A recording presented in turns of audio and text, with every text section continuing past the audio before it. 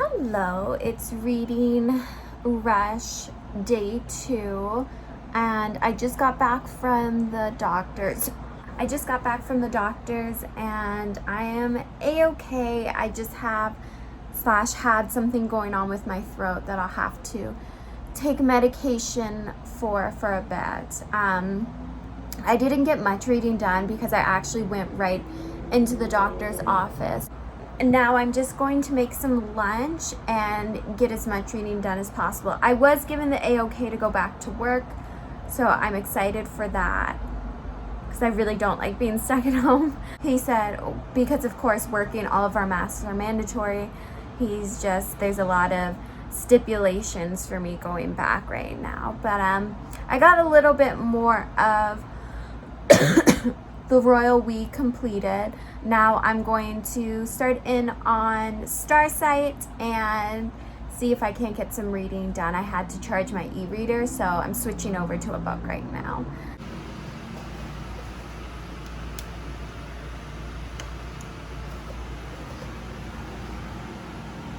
Literally one of my favorite things about this apartment is the little coffee station that we've built. And I think I'm going to go for Feminist Mug. Hello. So I have read 50 pages of Starsight. I am going to pop a load of laundry in and pick back up the Royal We and see if I could chip away at a little more of that. Try to get halfway into the Royal We before my partner comes home and I have to either make or order us dinner. Kind of limited on what I can get down my throat right now, so it's gonna be a little bit trickier. An update for Starsight. Only 50 pages in, and I think it's like 450 pages or something. It's fine.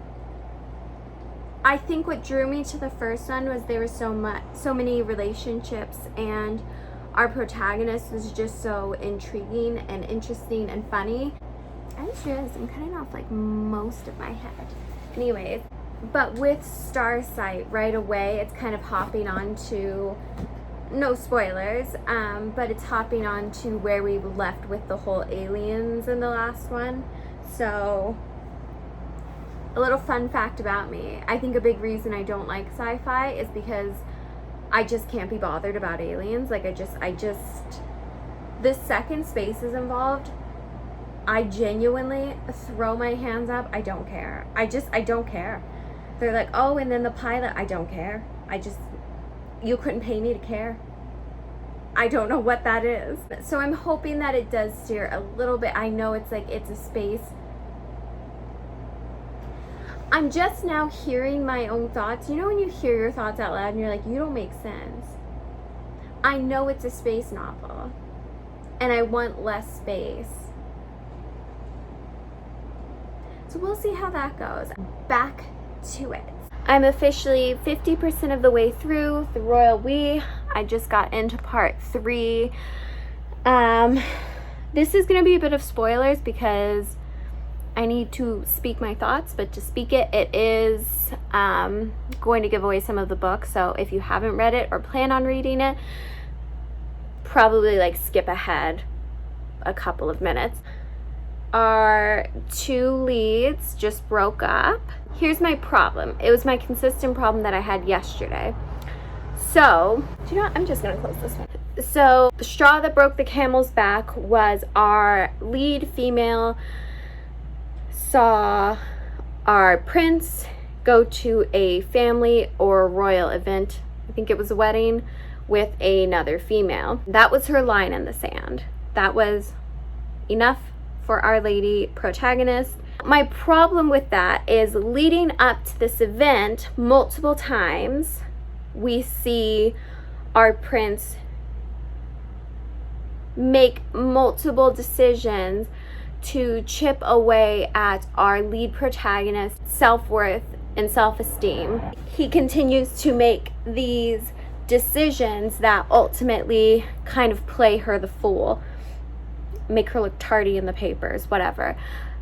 Up until now, our authors have portrayed this young lady to be a bit of a spitfire. She's an artist, she drinks, she's the cool girl. They've decidedly painted her a certain way. It doesn't make sense how the pieces have led us to where we are. So I think it's fine. You catch your man out with another woman and you say, finito, we're done, right? I think most of us would agree with that. Here's the thing. This wasn't an isolated incident.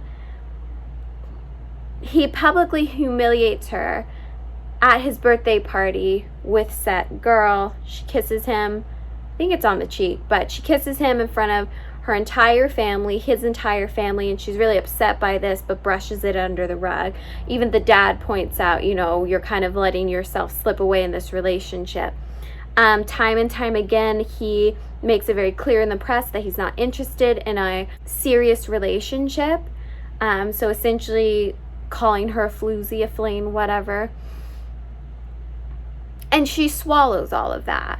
My bone of contention with this story and with this protagonist is it shouldn't take you finding your self-worth or you finding your strength to draw a line in the sand through another woman.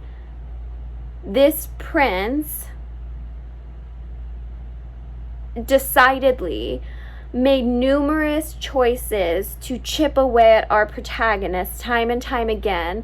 And if she was a badass bitch, like the two authors kind of portrayed her to be, I would have just liked to have seen the onus come upon her self-confidence and self-worth to step up and say, I value myself too much to be treated the way you're treating me. My standard for myself is higher, so it should be higher for you. So I'm gonna keep going. I'm gonna try and finish it tonight and see if it gets any better, but we're at that sort of predictable pause in the story where the two leads have to separate and undergo some sort of life-altering event that will change their characteristics completely. My personal perspective, if someone's willing to treat you like this once, I don't really understand the whole idea of giving him a second chance, but inevitably we'll see how these characters come back together, I guess. But I will check in one last time, hopefully finish the book, and we'll see where it lands. So I just got back from work, and I'm just going to round off my day yesterday before I start vlogging for today. So the rest of this is going to be about the Royal We. So I did finish the Royal We, and I have some thoughts. So I just got back from work, so as I unwind for the day, I'm going to talk through, I don't know if you can see him, but that is very distracting. Anyways, I'm going to talk through how that book finished off. So ultimately, I gave that book a 2 out of 5, and I think I was being generous. So I finished it last night, and I was awake enough to talk through my thoughts, but I was honestly speechless. So I think I left you guys when I was on part 2, going into 3, or I had just started part 3. The rest of this vlog is going to be spoilers. So if you are interested in reading The Royal We, I would click off now, and I will see you in about 5 minutes, my time, when I start my vlog for tomorrow. I think I was generous giving it a 2 out of 5.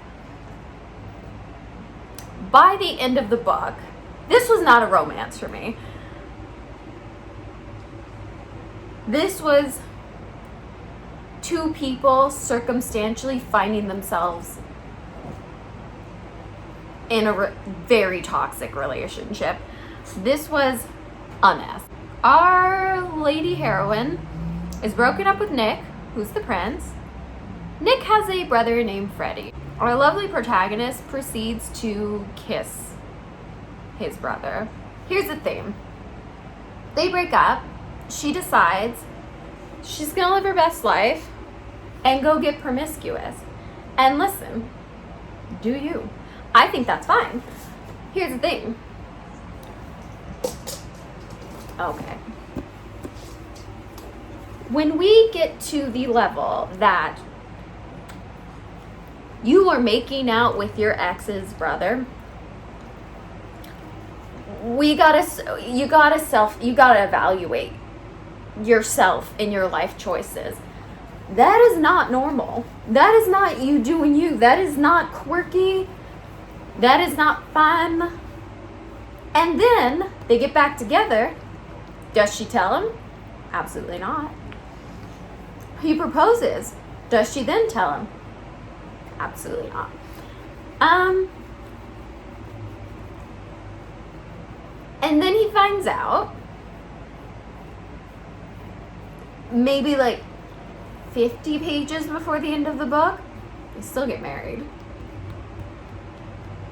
I'm not going to read the second one. Kind of wish I didn't read the first. And that's where we landed on that. So today I'm going to finish editing this. Everything's edited up to this point. I did that last night while I was trying to work through my thoughts. And I'm going to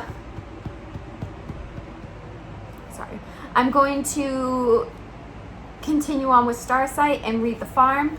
And it's Wednesday, so I feel pretty good about where I am. I just have